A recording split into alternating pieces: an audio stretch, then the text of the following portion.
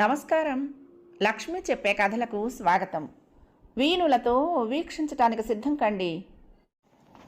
ప్రియ సఖులు, ఇప్పుడు మనం ప్రముఖ సీనియర్ రచయిత శ్రీ పిఎస్ నారాయణ గారు రచించిన హింసధ్వని ధారావాహిక నుండి 4వ భాగం వినేద్దామండి. సూర్యానికి బాసు మాటలు చాలా ఆశ్చర్యాన్ని కలిగిస్తున్నాయి. తను చేసింది తప్పు కాదా? కోటుల్ని చంపి తన బాస్కి కోపం తెప్పించలేదా? తనలో తనే తర్కించుకోసాగాడు. బాస్ని నోటి వెంట మాట రానివాడిలా చూస్తూ నిల్చున్నాడు. ఆలివ్ కలర్ సఫారీలో ఉన్న బాస్ అనబడే అతడు రిమ్లెస్ కళ్ళజోడును చూపుడు వేలుతో ముక్కు మీదకు నెట్టి సిగారు పొగను గుప్పు గుప్పున వదులుతూ బారు అన్నాడు గంభీరంగా. ఎస్ బాస్ అన్నాడు బారు. అతడిలో బాసు సూర్యంతో మాట్లాడుతున్న తీరును చూస్తూ ఉంటే రక్తం సలసలా కాగిపోతున్నది. బారు, మీరంతా కాసేపు బయటికి వెళ్ళండి అన్నాడు బాస్. మరో అవమానం, కానీ తప్పదు. Yes boss. అక్కడున్న వాళ్ళంతా బయటకు వెళ్ళగానే, నువ్వు చాలా మంచి పని చేసావు సూర్యం. డిసిప్లిన్ ముఖ్యం. మనం చేసే పనుల్లో విజయం సాధించాలి అంటే మనకు కావలసింది అదే. బాస్ మాటలకి సూర్యం, అవును బాస్, దారిని పోయే ఆడదాన్ని నాశనం చేయటంలో మనకు లాభం ఏంటి అని 100 సార్లు చెప్పాను వాడికి. ఆఫ్టర్ ఆల్, మనకు లాభం లేని పనుల్లో మనం తలలు పెట్టడం మనకు ఎంతవరకు శ్రేయస్కరం అన్నాడు. That's good. దాని ఫలితమే వాడు ప్రాణం పోగొట్టుకున్నాడు. మనం చెప్పిన పని చేయని వాడికి మనం ఎప్పుడూ బాస్ కాలేము. అది అందున నలుగురిలో జరిగితే మనం ఎవరికి బాస్ కాలేము అన్నాడు బాస్. సూర్యం మాట్లాడలేదు. బాస్ మాటలు వింటూ ఉంటే అతడిలో కొత్త ఊపిరి పుట్టుకొస్తోంది. తను చేసింది సరైనదేనని తన బాస్ అంటూ ఉంటే అతడు హాయిగా శ్వాస పీల్చుకోసాగాడు. మనం అనుకున్న ముహూర్తం రేపు రాత్రికే, తెలుసా? బాస్ ఆ రివాల్వింగ్ చైర్లో ముందుకు వంగాడు. ఇన్ఫర్మేషన్ వచ్చిందా? సూర్యం ముందుకు అడుగు వేశాడు. అవును సూర్యం, ప్లాను పకడ్బందీగా వేశాము. మొత్తం ఇంటి ప్లాన్ అంతా తెప్పించాను అంటూ డ్రాయర్ తీసి ఓ కాగితం బయటకు తీసి బల్ల మీద పెట్టాడు. సూర్యం, ఫ్రెండ్స్ ఎప్పుడు సమాన స్థాయిలోనే ఉంటారు. ఒకళ్ళు కూర్చుంటే మరొకరు నిల్చోరు. కమాన్ కూర్చో అన్నాడు సిగార్ చివర కొడిగట్టిన నుసిని యాస్ట్రేలో అతి హుందాగా విదిలిస్తూ. సూర్యం గుండెల నిండా ఆనందాన్ని నింపుకొని అతడు ఎదురుగా కూర్చున్నాడు. బారు వాళ్ళు నా మీద పగబట్టినట్లున్నారు అన్నాడు. వాళ్ళు మన భృత్యులు సూర్యం. కుక్కలకు 2 బిస్కెట్లు పడేస్తే, అదే మనం తినేవి కావు, వాటికి వేరే ఉంటాయి. ఆ బిస్కెట్లు పడేస్తే మన చుట్టూ తోకాడించుకుంటూ ప్రదక్షిణాలు చేస్తాయి కుక్కలు, చూస్తావా? సూర్యం విస్మయంగా బాస్ ముఖంలోకి చూశాడు. కాలు కదిలించాడు బాస్. వరండాలో ఎర్రలైటు వెలిగింది. వాళ్ళు ముగ్గురు పరిగెత్తుకుంటూ లోపలికొచ్చారు. వస్తూనే బాస్ ఎదురుగా కూర్చుని ఉన్న సూర్యాన్ని చూస్తూ ఉంటే బారు కళ్ళల్లో ఎర్రటి జీరలు ఏర్పడ్డాయి. అతడి నోట మాట పెగలేదు. జానీ, వెంకు ముందుగా తేరుకుని ఎస్ బాస్ అన్నారు. బారు భారంగా మూలిగాడు. ఇటు రండి అన్నాడు బాస్. ముగ్గురు ముందుకొచ్చారు. డ్రాయర్లో నుంచి 3 కొత్త 5 రూపాయల నోట్ల కట్టలను బయటకు తీసి వాళ్ళ ముందుకు తోస్తూ, ఈరోజు రాత్రి వీటితో మీరు జీవితాన్ని అనుభవించబోతున్నారు అన్నాడు బాస్. ముగ్గురి కళ్ళు ఆనందంతో మెరిశాయి. థ్యాంక్ యూ బాస్, ముగ్గురు ఒకేసారి అన్నారు. లేచి నుంచున్నాడు బాస్. సూర్యము లేచి నిలబడ్డాడు. బాస్ ఒక్కసారి నలువైపులా చూసి నలుగురు చుట్టూ తిరిగి, ఈ రాత్రి ఆనందం మీది, రేపు రాత్రి ఆనందం మా ఫ్రెండుది అన్నాడు. బారు గుండెల్లో మరొక కరుకు గురగుర. అర్థమైందా బారు? Yes boss. ఈ క్షణం నుంచి సూర్యం మీ బాస్. సింహం గర్జించినట్టుగా ఉంది ఆ కంఠం. నిశ్శబ్దం నెత్తురులా గడ్డకట్టుకుపోయింది. సూర్యం గుండెల్లో నుంచి ఆనందం వెళ్ళుకొచ్చింది. Thank you boss. సూర్యం తన కృతజ్ఞతలు చెప్పుకున్నాడు. తాము అతి కష్టం మీద వెతికి వెతికి పట్టుకొస్తే ఈ మిత్రద్రోహికి పట్టం కట్టేశాడు బాస్. బారు గుండెల్లో రాంపపు కోత. కమాన్, అందరూ దగ్గరకు రండి, ఈ ప్లాన్ చూడండి. బాస్ కళ్ళు సూటిగా టేబుల్ మీద పరిచి ఉన్న కాగితాన్ని చూస్తున్నాయి. చూపులు ఆ కాగితంలోని గీతల నడుమ ఒడివడిగా తిరుగుతున్నాయి. 5గురు దాన్ని తీక్షణంగా చూశారు. బాస్ చెప్పడం మొదలుపెట్టాడు. 2 అంతస్తుల మేడ, 5000 గజాల ఆవరణలో 3000 అడుగుల వైశాల్యంలో కట్టబడింది అది. అంటే క్రింద 3000 అడుగులు, పైన 3000 అడుగులు. కార్పెట్ ఏరియా 2000 అడుగులు క్రింద, ఆ పైన కూడా అంతే. ముందుగా లోపలికి వెళ్లే గేటు వెడల్పు 15 అడుగులు. ఎప్పుడూ అప్రమత్తంగా వంతుల వారీగా ఒక గూర్ఖా వాకిట్లో ఉంటాడు. అతడి నడుముకు అతి పదునైన కత్తి ఉంటుంది. దాన్ని అతడు బయటికి తీశాడు అంటే నెత్తురు కళ్ళ చూడకుండా తిరిగి లోపల పెట్టుకోడు. గేటు నుంచి సింహద్వారం 300 అడుగుల దూరంలో ఉంది. సింహద్వారం ముందు పోర్టికో. గేటుకి పోర్టికోకు ఒకటే దారి. ఆ దారి పక్కనే పూల మొక్కలు, ఆ పైన పచ్చటి లాన్లు. పోర్టికో నుంచి లోపలికి వెళ్ళటానికి సినిమాల్లో లాగా 2 వైపుల నుంచి పైకి మెట్లు. మనకు కింద పనేం లేదు కాబట్టి ఎడం వైపు మెట్ల మీద నుంచి పైకి వెళదాం. అది ముందు గదిలోకి దారితీస్తుంది. సామాన్యంగా ఇంట్లో వాళ్ళు ఎవ్వరూ పైకి వెళ్ళరు, మరీ అవసరం వస్తే తప్ప. దాని వెనక మరో గది. అందులోనే సేట్ రహస్య వ్యాపారాలకు మంతనాలు జరుగుతూ ఉంటాయి. అందులో సోఫాలు, కుర్చీలు చాలా ఖరీదైనవి, అందమైనవి ఉంటాయి. ఎప్పుడూ నిశ్శబ్దంగా ఉంటుంది అక్కడ. దానికి కుడివైపు గదే మనకిప్పుడు కావలసిన గది. వేలు పెట్టి ఆ గదిని చూపిస్తూ అన్నాడు బాస్. అందరి దృష్టి అతడు వేలు పెట్టిన చోటే కేంద్రీకృతమై ఉంది. ఆ గది సేట్ కిషన్ చంద్ పడక గది. అది 20x20 గది. పెద్ద హాల్ లాంటిదన్నమాట. అంత గదిలోనూ ఉండేది ఒకే ఒక మంచం. దోమతెర వేసి ఉండే ఎత్తైన పందిరి మంచం. సేటు ఊళ్ళో ఉంటే ఆయన భార్య రాత్రిళ్ళు అక్కడే పడుకుంటారు. దానికి కుడివైపు గోడకి మధ్యలో ఉండేదే అతగాడి ప్రాణం, ఇనుప భోషణం. దాని తాళం చెవులు ఎప్పుడూ అతడి తల కింద దిండు గలీబులో ఉంటాయి. అందరి కళ్లకు ఆ ప్లాన్లోని గది ప్రత్యక్షంగా కనపడుతున్నది. చూసినట్టే చెప్తున్న బాస్ తీరు వాళ్లల్లో ఎలాంటి అనుమానాన్ని రేకెత్తించడం లేదు. మరల బాస్ నోరు తెరిచాడు. రేపు ఉదయం 8 గంటలకు సేట్ కిషన్ చంద్ మధ్యప్రదేశ్ నుంచి వస్తున్నాడు. అవి తెస్తున్నాడా? బారు సూర్యాన్ని గుర్రుగా చూస్తూ అడిగాడు. బాస్ గులకరాళ్ళు డబ్బాల వేసి గలగలలాడించినట్టుగా మొరటుగా నవ్వాడు. పెదాల మధ్య పైపును చేతులకు తీసుకుని, అవి తేకపోతే ఈ సొదంతా దేనికిరా? ఒక్క క్షణం ఆగాడు.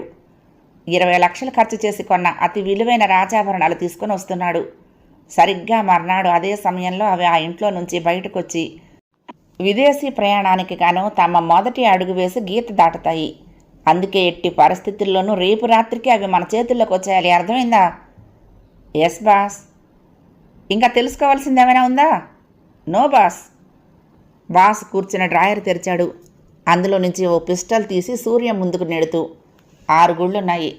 ఈ ఆపరేషన్లో ఎన్ని తక్కువ ఖర్చు పెట్టగలిగితే అంత గొప్ప. అది నీ చాకచక్యానికి ప్రతీక. అసలు దాన్ని ఉపయోగించకపోతే you are great. Good luck to all అన్నాడు సిగారు పొగలు వాళ్ళ చుట్టూ గుప్పు గుప్పున వదులుతూ. సరిగ్గా అప్పుడే ఫోన్ మోగింది. బాస్ రిసీవర్ ఎత్తాడు. ఎస్ 2121 అన్నాడు. డియర్ అని వినిపించింది. Yes sir. చటుక్కున నిల్చున్నాడు. సిగారును పెదవుల మధ్య నుంచి తీసి ఎడం చేత్తో యాస్ట్రే మీద పెట్టాడు. అతన్ని చూస్తూనే అందరూ నిటారుగా నిలబడిపోయారు. అవతలి మాటలు వినపడకపోయినా బాస్ వినయం అవతల ఎవరున్నది చెప్పేసింది. తామందరికీ దేవుడైన పెద్ద బాస్. ఆయన పేరేమిటో ఎవరికీ తెలియదు. ఎస్ సార్, అంతా చెప్పేశాను. రేపు రాత్రికి ఫిక్స్ చేశాము. ఎస్ సార్, అలాగే. అవును అవును, yes sir, thank you sir. Phone కింద పెట్టేటప్పటికి బాస్ ముఖం మీద అక్కడక్కడ చెమట బిందువులు ఏర్పడ్డాయి. ఓకే, బాస్కు కూడా చెప్పేశాను. క్లియరెన్స్ వచ్చేసింది. రేపు రాత్రికి అనుకున్నట్లుగా అంతా జరిగిపోవాలి. రూపాయిలో పైసా వద్దు తేడా వచ్చినా మన తలలు ఎగిరిపోతాయి. ఓకే?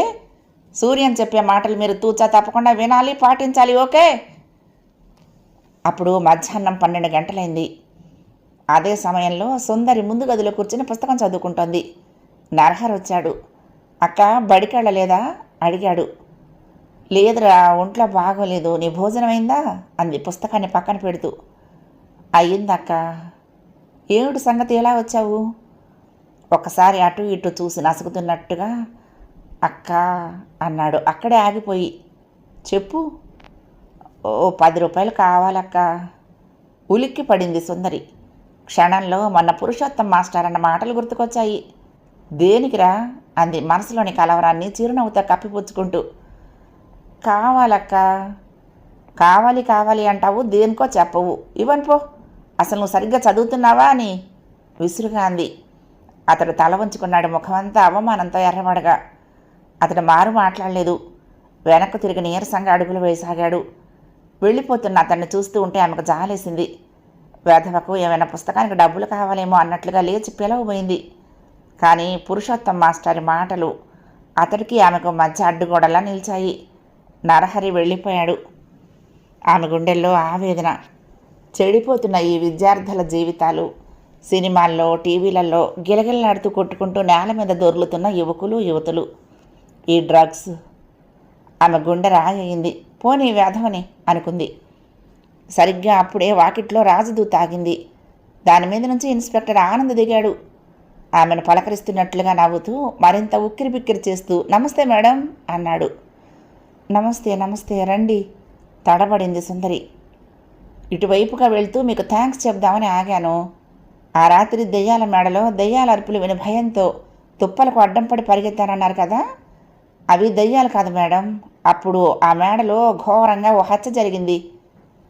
సుందరి ముఖం ఆ మాటలు వింటూనే నల్లగా మాడిపోయింది. తడబాటును నిగ్రహించుకుంటూ అలాగా అంది. మీరు దెయ్యాలు అంటూ చెప్పిన తర్వాత అసలు దెయ్యాలు ఎలా ఉంటాయో నాకేమైనా కనపడతాయేమో చూద్దామన్నట్టుగా ఆ మేడ దగ్గరికి సరాసరి వెళ్ళాను. పగటిపూట దెయ్యాల మేడ ఏమిటా అని నవ్వబోకండి. అసలు దెయ్యాలంటూ ఉంటే పగలు రాత్రి అని తేడా ఉండాల్సిన అవసరం లేదు. దెయ్యాల మీద నమ్మకం లేని నేను సమయం చూడలేదు. వెనకాలే లోపలికి నడుస్తూ అన్నాడు. కూర్చోండి అంది హాల్లోకి వచ్చిన తర్వాత కుర్చీ చూపిస్తూ. మాస్టర్ లేరా? మీరు కూర్చోండి అన్నాడు సుందరిని చూస్తూ. నాన్నగారు లేరండి. పర్లేదు అంది మొహమాటంగా. అదేమిటి, హాయిగా కూర్చోండి, సావకాశంగా మాట్లాడుకుందాం. నేను చూసిన దెయ్యాల మేడ గురించి విపులంగా చెప్పాలి కదా మీకు. ఆమెనే ఓరకంటితో చూస్తూ అన్నాడు ఆనంద్. సుందరికి మనసులో కంగారుగా ఉంది. నాకెందుకండి అవన్నీ అంది. ఆహా, మీకని కాదు, మీరు ఆ మేడను దెయ్యాల మేడ అన్నారు కాబట్టి మీకు చెప్పాలనిపిస్తోంది. బాబోయ్, అలా అని నేను కల్పించలేదండి.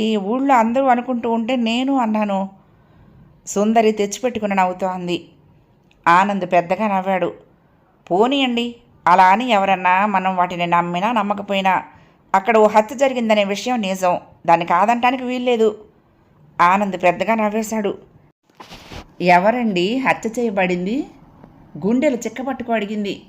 మరీ తను భయపడుతున్నట్లుగా నోట మాట లేక కూర్చుంటే తనకు ఇంకేవో తెలుసునని అనుమానించవచ్చు. అయితే శవం అక్కడ లేదు. బయట ఆవరణలో ఎండిపోయిన ఓ నెత్తుటి మడుగు వలన అక్కడ హత్య జరిగింది అనుకున్నాను. ఓ క్షణం తదేకంగా ఆమెను చూస్తూ ఉండిపోయాడు. జంతువుల్ని కోయాలి అంటే ఊరి బయట ఉన్న దెయ్యాల మేడ వద్దకు తీసుకువెళ్ళవలసిన అవసరం లేదు కనుక అక్కడ ఓ మనిషి హత్య చేయబడ్డాడు అని అనుకుంటున్నాను. తర్వాత గంటలో అతగాడి శవం కూడా దొరికింది. ఆ మేడకు దాపులో సముద్రంలో కొట్టుకొచ్చి ఒడ్డున పడింది. అయ్యో పాపం, ఎవరండి అతను? ఓ రౌడీ వెధవ, పాతకేడి, కోటీలు అతని పేరు. అంతేకాదు, ఇంకొక రహస్యం చెప్పమంటారా? హత్య జరిగిన సమయంలో అక్కడ ఓ స్త్రీ కూడా ఉంది అన్నాడు. గుండెలు బిగపట్టుకుని వింటున్న సుందరి ముఖం అతడి మాటలకు తెల్లగా పాలిపోయింది. పెదవులు భయంతో అల్లల్లాడాయి. నిజమా అంది చాలా లో గొంతుకుతో. నిజమండి బాబు. ఆమె చేతి గాజులు పగిలి మొక్కలై అక్కడ పడున్నాయి. అంతకు మించిన రుజువు ఇంకేం కావాలి అన్నాడు కన్నార్పకుండా ఆమె ముఖంలోకే చూస్తూ. ఆమె దృష్టి చటుక్కున ఆమె చేతి గాజులపై పడింది. ఆనంద్ నవ్వు ఆపుకోలేకపోయాడు. అదేమిటండి, అక్కడ గాజు ముక్కలున్నాయంటే మీరు మీ చేతుల వంక చూసుకుంటున్నారు అన్నాడు చూపుల్ని సూదుల్లా పెట్టి ఆమె కళ్ళల్లోకి చూస్తూ. ఆమెకు పై ప్రాణాలు పైనే పోయాయి. ఇన్స్పెక్టర్ ఆనంద్ ముందు తానేమీ దాచలేను అనేది స్పష్టమైపోతున్నది అనుకుంది నీరసంగా. సూర్యాన్ని అనుసరించి ఎంత పొరపాటు చేశాను అనుకుంది మళ్ళీ. మీరు నవ్వబోకండి. ఆడవాళ్లను భయపెట్టడం మీ విధుల్లో ఒక్కట అంది తెచ్చిపెట్టుకున్న ధైర్యంతో మొండిగా తాలెత్తి చూస్తూ. ఆనంద్ నవ్వు ఆపి ఆమెను చూడసాగాడు. ఆమె విశాల నేత్రాలు అతన్ని ఆకర్షిస్తున్నాయి. ఆమె వెడల్పైన ముఖంలో ముదురు ఎరుపు కుంకుమతో పెట్టుకున్న పెద్ద బొట్టు, పచ్చని ఆమెకు ఒత్తైన నల్లని తలకట్టు, పొడుక్కు తగ్గ లావు. ఆమె రూపం అతన్ని కనురెప్పలను కదలకుండా కట్టిపడేస్తోంది. లేచి నిల్చుంటూ, క్షమించండి, మిమ్మల్ని భయపెట్టాలని చెప్పటం లేదు ఇవన్నీ. మీకు నాకు నడుము ఉన్న కొన్ని అబద్ధపు తెరలు తొలగిపోవాలనేది నా ఆకాంక్ష. అలా జరిగితే మనం చాలా దగ్గర వాళ్ళం అవుతామని ఏదో అదృశ్య శక్తి నాకు ఉద్బోధిస్తున్నది అన్నాడు సీరియస్గా. సుందరి గారు, నాకు మాస్టర్ అంటే ఎంతో ఇష్టం. అలాంటి మాస్టర్ అమ్మాయన్నా అంతే ఇష్టం అన్నాడు. ఇష్టం ఉండటంలో తప్పు లేదు, కానీ నేను అబద్ధాలు చెప్తున్నానని మీరెందుకు అనుకోవాలి? సుందరి లేచి నిలబడింది. నాకెందుకు అలా అనిపిస్తున్నది. అది మీ వృత్తి నైజం అయి ఉంటుంది.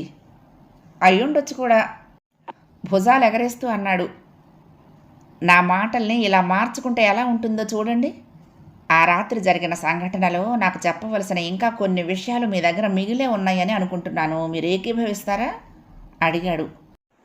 నేను చెప్పవలసినవన్నీ చెప్పేశాను అంది మరొక మాటకు అవకాశం ఇవ్వకుండా. అయితే ఇంకేమీ చెప్పనంటారు అన్నాడు ఆమె ముఖంలోకి మరొకసారి చూసి. ఎస్ మేడం, చెప్పొద్దు. కానీ మొన్ననే మీకు చెప్పాను, ఏమాత్రం సాయం కావలసి వచ్చినా మీరు సంకోచించకుండా నా దగ్గరకు రండి అని. అలా చేస్తే నేనెంతో ఆనందిస్తాను. Thank you. వస్తాను. సంశయిస్తున్నట్టుగా ఒక్క క్షణం ఆగింది సుందరి. ఓ సాయం చేస్తారా అంది. ఆనందంగా వెనక్కు తిరిగాడు వెల్కమ్ అంటూ. కాలేజీలో ఇంటర్ చదువుతున్న నరహరి అనే కుర్రవాడు ఉన్నాడు. చాలా బీదవాడు, తెలివిగలవాడు కూడా. వారాలు చేసుకు చదువుతూ ర్యాంకులు తెచ్చుకుంటున్నాడు. అతడు కొన్ని దురలవాట్లకు లొంగిపోతున్నట్టుగా నాకు చూచాయిగా తెలిసింది. అది ఎంతవరకు నిజమో తెలుసుకోవాలి. అంతేకాదు అతగాడు చాలా సెన్సిటివ్. ఇలా తన గురించి నలుగురికి తెలిసిందని కానీ, ముఖ్యంగా పోలీసుల దాకా వెళ్ళిందని కానీ తెలిస్తే ఆత్మహత్య చేసుకోవటానికైనా వెనుతీయకపోవచ్చు. అందుకని అతి రహస్యంగా. అర్థమైంది, నాకు వదిలేయండి, నేను చూసుకుంటాను. దెయ్యాల మేడ సంఘటన గురించి ఏమైనా చెప్తుందేమోనని ఆశించిన అతడికి ఆమె మాటలు నిరాశ కలిగించాయి. రహస్యంగా కనుక్కుంటారు కదూ? మరొకసారి మనసులోని భయాన్ని గుర్తు చేసింది. Sure, don't worry. Inspector Anand వచ్చి వెళ్ళిన తర్వాత ఆమె మనసంతా పూర్తిగా వికలత్వం చెందింది. రాత్రి సరిగ్గా 11:30 పట్టణమంతా నిద్ర మత్తులో జోగుతోంది. అప్పుడప్పుడు కుక్కల అరుపులు. రోడ్డు మీద 5 నిమిషాలకు 10 నిమిషాలకు ఒకరు ఇద్దరు నడుస్తున్నారు. 10 నిమిషాలకు పావుగంటకు ఓ రిక్షా, స్కూటరు, కారు. 4 రోడ్ల కూడలిలో రిక్షా వాళ్ళు రిక్షాల్లో కాళ్ళు ముడుచుకు కూర్చుని కబుర్లు చెప్పుకుంటున్నారు. కొందరు నిద్రలు పోతున్నారు. దూరంగా రైల్వే స్టేషన్లో గూడ్స్ బండిని లాగుతున్న ఇంజన్ బరువైన కోత. వెన్నెల గుడ్డిగా ఉంది. ఆకాశం మీద నల్ల మబ్బులు అక్కడక్కడ అంటించిన అట్టముక్కల్లా ఉన్నాయి. సముద్రపు గాలి చల్లగా వీస్తున్నది. సేఠ్ కిషన్ చంద్ ఇంటి ముందు గేటు దగ్గర గోర్ఖా స్టూల్ మీద కూర్చుని కన్నార్పకుండా నలువైపులా జాగ్రత్తగా చూస్తున్నాడు. పోర్టికోలో దీపం ఆ ఇంటి ముందు వైపు ఆవరణంతటికి వెలుగునిస్తోంది. ఆ పేట గోర్ఖా చిన్నగా నడుస్తూ రోడ్డు మీద కర్రతో టకటక కొడుతూ శబ్దం చేస్తున్నాడు. సేఠ్ ఇంటి ముందు గోర్ఖా దగ్గరవుతున్న శబ్దాన్ని వింటూనే స్టూల్ మీద నుంచి లేచి నుంచున్నాడు. ఆ మోత వినపడుతున్నదంటే తన మిత్రుడు బహదూర్ వస్తున్నాడన్నమాట. అతడు వస్తే తనకు 10 నిమిషాలు కాలక్షేపం. రాత్రి మొత్తం మీద 2 సార్లు అటు ఇటు వస్తాడు అతడు. వచ్చినప్పుడల్లా సిగరెట్లు తాగలేస్తూ ఇద్దరు మాట్లాడుకుంటూ ఆ గేటు ముందే నిల్చుంటారు. లాఠీ మోత దగ్గరైంది. గేటు వెనుక 2 సార్లు అటు ఇటు తిరిగాడు. తర్వాత బయటకు ఒకసారి తొంగి చూశాడు. మిత్రుడు 4 ఏళ్ల దూరంలోకి వచ్చాడు అనుకున్న తర్వాత గేటు తీసుకుని బయటకు వచ్చాడు. గేటును దగ్గరకు వేశాడు. బయట నుంచే గేటు లోపలికి చేయి పట్టి లోపల వైపు గెడే వేశాడు. అవతల వస్తున్న అతను 2 ఇళ్ళు అవతల ఉండగానే ఇతన్ని చూస్తూ హాయ్ అన్నట్టుగా చెయ్యి ఊపాడు. ఇతను చెయ్యి ఊపాడు. కర్ర రోడ్డు మీద టకటకం అంటూనే ఉంది. అతడు సేట్ ఇంటి ముందుకు వచ్చాడు. ఇతడు పేవ్మెంట్ దిగి రోడ్డు మీద కాలు పెట్టాడు. నమస్తే సాబ్ అన్నాడు కాలనీ గోర్ఖా. నమస్తే అంటూ సేట్ కిషన్ చంద్ గోర్ఖా అతడి వంక ఆశ్చర్యంగా చూశాడు. అతడు రోజు వచ్చే బహదూర్ కాడు. బహదూర్ నయాయే క్యా హువా అడిగాడు. నై ఆయా భాయ్, తబియత్ ఖరాబ్ హై. అరే రే ఐసా కైసా హువా అంటూనే ఇంకాస్త ముందుకు వచ్చి ఆప్ కహా సే ఆయే, మైనే అబ్ తక్ తుమే కభీ దేఖా నహీ అన్నాడు. హా హీ మై బాంబే సే ఆయా హూ. మై బహదూర్ కా భాయ్ కా లడ్కా హూ. मेरा नाम लालचंद. गए साल में 2 दफ़ा आया ना भाई. अच्छा లేవో సిగరెట్ లేనా? ధన్యవాద్. బహదూర్ ఇచ్చే అలవాటే అది. అందుకే నవ్వుతూ కొత్తవాడని సంకోచించకుండా తీసుకున్నాడు. ఇద్దరూ పెదాల మధ్య పెట్టుకున్నారు సిగరెట్లు. 1 మినిట్ భయ్యా అంటూ లాల్చంద్ జేబుల నుంచి లైటర్ తీశాడు. సేట్ కిషన్ చంద్ గోర్ఖా సిగరెట్ దగ్గర కల్లా తెచ్చాడు లైటర్ని. దానికి ఆనించే లైటర్ నొక్కాడు. అది 1కి 2 సార్లు కొట్టినా వెలగలేదు. అరే క్యా హువా, లైటర్ ఖరాబ్ హువా క్యా, బత్తి నై జల్తీ. లాల్చంద్ తన మెడను వెనక్కి తీసుకుంటూ హా భాయ్ దేఖేంగే అంటూనే మళ్ళీ కొట్టాడు. అందులో నుంచి మంట రాలేదు కానీ ఈథర్ స్ప్రే అయింది. అది పెట్రోల్ వాసనలా లేకపోవటంతో ఏమిటా అన్నట్టు విచిత్రంగా దాన్నే 2 సార్లు ఎగపీల్చాడు అతడు. అప్పటికే తలంతా మొద్దుబారిపోసాగింది. లాల్చంద్ చటుక్కున్న అతడి నడుం చుట్టూ చెయ్యి వేసి గట్టిగా పట్టుకుని గేటు వైపుకు నడిపించసాగాడు. చెయ్యి పెట్టి గేటుకు వేసిన లోపలి గడియ తీశాడు. మైకంతా వేళ్లాడి పడిపోతున్న ఆ ఇంటి గోర్ఖాను చెట్ల పక్కకు లాక్కు వెళ్ళి జేబులో నుంచి తాడు తీసి కాళ్ళు చేతులు కట్టేశాడు. అతడి జేబులో నుంచి జేబు రుమాలు తీసి నోట్లో కుక్కేశాడు.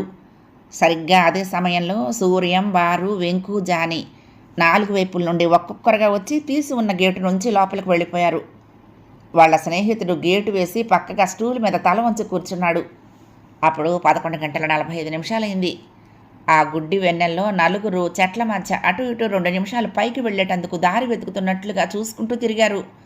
చుట్టుపక్కలంతా నిశ్శబ్దంగా చీమ చిట్టుక్కుమన్నా వినిపించేలాగా ఉంది. పోర్టికో ముందుగా చిన్న వాటర్ ఫౌంటైన్, మధ్యలో ఓ స్త్రీ బొమ్మ, ఆ బొమ్మ చేతిలో కమలం. పంపు తిప్పితే ఆ కమలంలో నుంచి నీళ్లు పైకి విరజిమ్ముతూ ఉంటాయి. అవతల ఓ మూలగా బోరు, దానికి మోటారు, దానికి పక్కగా చిన్న ఇల్లు పనివాళ్ళు ఉండేటందుకు. దొడ్లో కుడివైపుగా పిచ్చి మొక్కలతో అసహ్యంగా ఉంది. అటు పక్కకు ఎవ్వరూ వెళ్లరు అన్నట్లుగా చెత్త చెదారంతో నిండిపోయి ఉంది. అంతా చుట్టూ తిరిగి గేటు వైపుకి వచ్చారు. అక్కడ పైకి చూస్తే బాల్కనీ పక్కగా ఉన్న డ్రైనేజ్ పైపు వాళ్ళ కళ్ళల్లో వెలుగు చిందించింది. ముందుగా జాని చరచర ఆ పైపు పట్టుకుని పైకి పాకేశాడు. పైపుకు ఓ అడుగు దూరంలో ఉన్న బాల్కనీ రైలింగ్ మీద కాలు పెట్టి లోపలికి ఒక్క దూకు దూకాడు. 4 వైపులా పరిశీలించి చూశాడు. అక్కడి నుంచి మెట్లు కిందకు ఓ పక్కగా ఉన్నాయి. బాల్కనీ అంతా పూల కుండీలు పెట్టున్నాయి. ఎడం వైపుగా 2 స్తంభాలు, అక్కడొక మలుపు ఉంది. అటు తిరిగితే వెనక గదుల్లోకి దారొస్తుంది. ఒక్కసారి చురుగ్గా అన్ని వైపులకు చూశాడు. అవసరం వస్తే పారిపోవటానికి ఎటువైపుగా బాగుంటుందో కూడా నిర్ణయించుకున్నాడు. కళ్ళు తృప్తిగా మెరిశాయి. బాల్కనీలో ముందుకు వంగి తన కోసమే తలెత్తి పైకి చూస్తున్న మిత్రులు 3 పైకి రావచ్చు అన్నట్టుగా సైగ చేశాడు. 4 డ్రైనేజ్ పైపు పట్టుకుని ఒకరి తర్వాత ఒకరు పైకి పాకి బాల్కనీలోకి అడుగుపెట్టారు. అప్పుడు 11:53 ఇంకా 2 నిమిషాల టైం ఉంది. త్వరగా 4 సేట్ పడుకునే గదిలో ఉన్న ఎక్స్టెన్షన్ ఫోనుకు కలిపిన వైర్ల కోసం అన్ని వైపులా వెతికారు. ఆ ఇంటికి ఫోన్ వస్తే ముందు కింద హాల్లో ఉన్న ఫోన్కు కనెక్షన్ వస్తుంది. ఎవరో కనుక్కొని అవసరం అనుకుంటే రాత్రిపూట సేట్ బెడ్రూమ్కి కనెక్షన్ ఇస్తారు. రాత్రి 10 గంటలకు సేట్ ఆయన భార్య బెడ్రూమ్లోకి వెళ్తారు. తర్వాత ఎంతో అత్యవసరమైతే తప్ప ఎవరూ వాళ్ళని పిలవరు. వాళ్ళు కిందికి రారు. ఫోన్ కూడా కింద హాల్లో పడుకునే పనివాడే చూస్తాడు. మరీ అవసరం అనుకుంటే సేట్ పెద్ద కొడుకును, అతడు కిందే పడుకుంటాడు. అతన్ని పిలుస్తాడు. అతడు బీకాం చదువుతున్నాడు. తలుపు పక్కగా కనపడ్డ వైరును చూస్తూనే సూర్యం జేబులో నుంచి చాకు తీసి దాని వెనక్గా గుచ్చి తెంపేశాడు. ఇంతవరకు తాము అనుకున్నట్టే అన్ని సవ్యంగా జరిగిపోయాయి. ఇక తలుపులు మూసి ఉన్న ఆ సేటు గదిలోకి ప్రవేశించాలి. ఆయన తల కింద దిండు గలీబులో ఉన్న తాళం చెవులు తీసుకుని భోషాణం తెరిచి 20 లక్షలు విలువ చేసే ఆ ఆభరణాలు చేజిక్కించుకోవాలి. క్రింద టెలిఫోన్ ఆ నిశ్శబ్ద వాతావరణంలో రాకాసి గొంతుకుతో గణగణా మోగింది. ఆ శబ్దం వింటూనే 4 హడావుడిగా స్తంభాల వెనక్కు మలుపు తిరిగి పక్క గది వైపుకు పిల్లుల్లో అడుగులు వేస్తూ తప్పుకున్నారు. క్రింది హాల్లో ఫోను మోగుతూనే ఉంది. ఫోనుకు 10 గజాల దూరంలో గోడవారగా చాప పరుచుకు పడుకున్న పనివాడు విసుగ్గా లేచాడు. సామాన్యంగా ఆ సమయంలో చిన్న సేటుకొస్తూ ఉంటాయి ఫోన్లు ఆయన గారి స్నేహితుల దగ్గర నుంచి. అలా ఎవడైనా స్నేహితుడు చేశాడంటే ఇక తనకు నిద్ర ఉండదు. వాళ్ళు గంటల తరబడి మాట్లాడుతూనే ఉంటారు. సినిమాల గురించి, అమ్మాయిల గురించి, ఆటల గురించి. అతడు చికాగ్గా ఫోన్ ఎత్తి ఎవరు కావాలి అన్నాడు. సేట్ కిషన్ చంద్ గారు ఇల్లేనా? అవును. ఎవరు మాట్లాడుతున్నది? వాళ్ళ పని మనిషిని ఆవులిస్తూ అన్నాడు. సేటును పిలు. ఇప్పుడు లేవరయ్యా ఆయన, మీరెవరు మాట్లాడుతోంది? నేను పోలీస్ స్టేషన్ నుంచి మాట్లాడుతున్నాను, హెడ్ కానిస్టేబుల్ని. సేటుతో అర్జెంటుగా మాట్లాడాలి, లేపు. ఇప్పుడేం అర్జెంటు సారు? ఇప్పుడు ఆయన లేపితే నన్ను చంపేస్తారు, పొద్దున్నే చెయ్యండి. అరే ఎవడ్రా నువ్వు? సేటుని లేపమంటూ ఉంటే లాఠీ తీసుకొని అక్కడికి వచ్చాను అంటే నీ మక్కిలు ఎరగదంతాను. సేటు గారి షాపులో దోపిడీ జరిగిందని చెప్పు, పిలు తొందరగా. కస్సుమన్నాడు అవతల మనిషి. షాపులో దోపిడీ అనే మాట వినేటప్పటికి పనివాడికి ఒళ్ళంతా చెమటలు పట్టేసింది. ఇక ఆలస్యం చేయకూడదన్నట్టుగా ఆగండి సారు, సేటుతో మాట్లాడుదురు కానీ అంటూ ఎక్స్టెన్షన్ బటన్ నొక్కాడు. సూర్యం వైరు కత్తిరించడంతో పైన ఎక్స్టెన్షన్కు కనెక్షన్ రావటమే లేదు.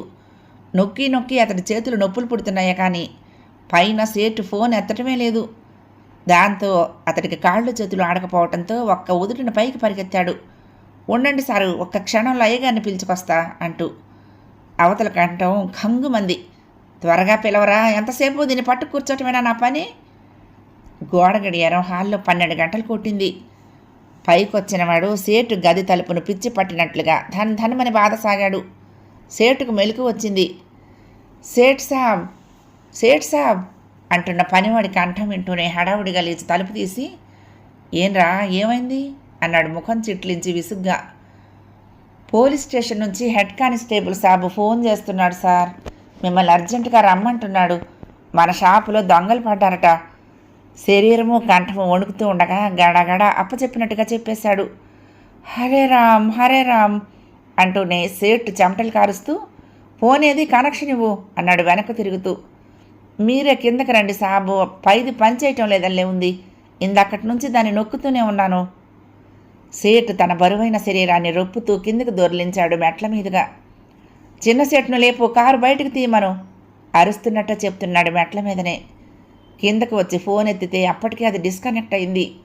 కొడుకు గదిలోకి పరిగెత్తాడు. రాత్రిళ్ళు కారు డ్రైవర్ ఉండడు. సేటుకు కారు నడపడం చేతకాదు. కొడుకు లేందే బయటకు వెళ్ళలేడు. సేటు కిందకు దిగేందుకు మొదటి మెట్టు మీద కాలు పెట్టడం, సూర్యం, బారు, జానీ, వెంకు తెరిచి ఉన్న తలుపులు గుండా సేటు గదిలోకి ప్రవేశించడం ఒకేసారి జరిగాయి. సూర్యం ముందున్నాడు, వెనుక సహచరులు. పెద్ద పందిరి మంచం మీద దోమతెరలో సేటు భార్య అటు తిరిగి పడుకుని ఉంది. సూర్యం ఆమె మంచం దగ్గరికి వెళ్ళాడు. దిండు చాలా పొడుగ్గా ఉంది.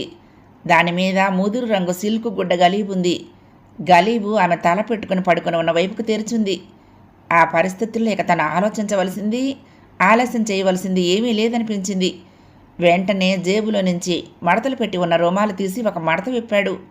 చటుక్కుని ఆమె తలను కదలకుండా గట్టిగా పట్టుకుని ఆమె మూతుని ముక్కుని ఆ జేబు రుమాలతో గట్టిగా మూసి నొక్కేశాడు. ఆమె ఉలిక్కి పడుతూ కళ్ళు తెరిచింది. బలమైన ఇనుప చేతులు ఆమె మెడ నరాలను నొక్కేస్తున్నాయి. నోరు తెరుద్దామంటే పెదవులు విడిపట్టం లేదు. కాళ్ళు చేతులు టపటపా కొట్టుకోవడం మొదలుపెట్టింది. అది ఒక్క క్షణమే. ఆమె తలలోకి ఆ జేబు రుమాల్లోని మత్తు మందు క్షణాల్లో పాకేసింది. ఆమె కదలకుండా మైకంలోకి పూర్తిగా జారిపోయింది. ఆమె తలను పక్కకు లాగి ఆ దిండు గలీపులోకి చేయి పెట్టి తాళం చెవుల గుత్తిని బయటకు తీశాడు సూర్యం. ఆ గుత్తిలో 10కి పైగా తాళం చెవులున్నాయి. ఇనుప భూషణం దగ్గరికి 4 వడివడిగా కదిలారు. తాళం చెవులన్నీ దాదాపు ఒకే విధంగా ఉన్నాయి. ఆలస్యం చేయకుండా వరుసగా అన్నీ పెట్టి తిప్పటం మొదలుపెట్టాడు సూర్యం. 5వది తిరిగింది, అయినా తలుపు తెరుచుకోలేదు. అంటే 2వది కూడా ఉన్నదన్నమాట. మళ్ళీ మొదటి దాంతో మొదలుపెట్టాడు. తలుపు తెరుచుకుంది. భుజాన తగిలించుకునే సంచులు తెరిచి 3 చుట్టూ నిల్చున్నారు. కళకళలాడే లక్ష్మీదేవి బొమ్మ లోపల తలుపుకు పెయింట్ చేసింది. ఆమె చేతిలో నుండి రూపాయి బిళ్ళలు కిందకి రాలుతున్నట్టుగా ఉన్నాయి. మళ్ళా తాళం చెవులతో కుస్తీ. ఆ తలుపు తెరుచుకుంది. ఆ గుడ్డి వెలుగులోనే కళ్ళు మిరుమిట్లు గొలుపుతూ ఆభరణాలు కుప్పగా పోసున్నాయి 2 అరల్లో. బంగారు వడ్డాణం, రవ్వల నెక్లెస్లు, చెంపసరాలు, పాపిడి బిళ్ళలు, గొలుసులు, గాజులు. ఓహ్, ఒక్కటే ఉన్నది. వాటిని ముట్టుకోవాలంటేనే సూర్యం చేతులు వణుకుతున్నాయి. ఆ ఉద్వేగాన్ని అణుచుకుంటూ ఏమాత్రం ఆలస్యం చేయకుండా వాటిని తీసి 3 సంచుల్లోనూ పడేశాడు. దోపిడీ సొమ్మును ఎప్పుడూ ఒక్కచోట ఒకటి దగ్గరే ఉంచకూడదనేది వాళ్ళ ప్రాథమిక సూత్రం. ఖాళీ అయిన భూషణం తలుపు వేస్తూ ఉంటే సర్వం కొల్లగొట్టబడిన స్త్రీ ఏడుస్తున్నట్టుగా కీచుమంది. తాళం వేయకుండానే హ్యాండిల్ పైకి లాగాడు.